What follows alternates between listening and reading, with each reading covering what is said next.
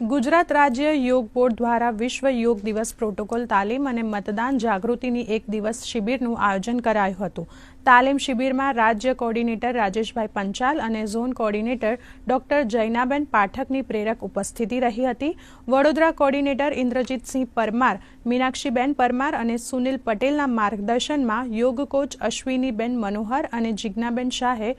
500 જેટલા યોગ શિક્ષકો અને યોગ સાધકો શરીર માટે યોગ અને સ્વસ્થ લોકશાહી માટે મતદાનના મહત્વ અંગે માર્ગદર્શન આપ્યું હતું અને ઉપસ્થિત લોકોને મતદાન કરવા સંકલ્પ લેવડાવ્યા હતા।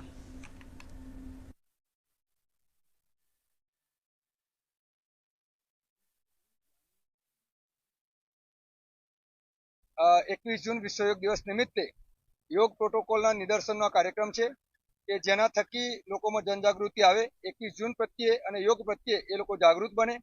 ગુજરાત રાજ્ય યોગ બોર્ડનો પ્રયત્ન રહ્યો છે કે ઘર ઘર સુધી આ યોગ પહોંચે અને એના માધ્યમથી ગુજરાતનો હેપીનેસ ઇન્ડેક્સ વધે, સર્વના જે મેડિકલ બિલ કહેવાય એ શૂન્ય બને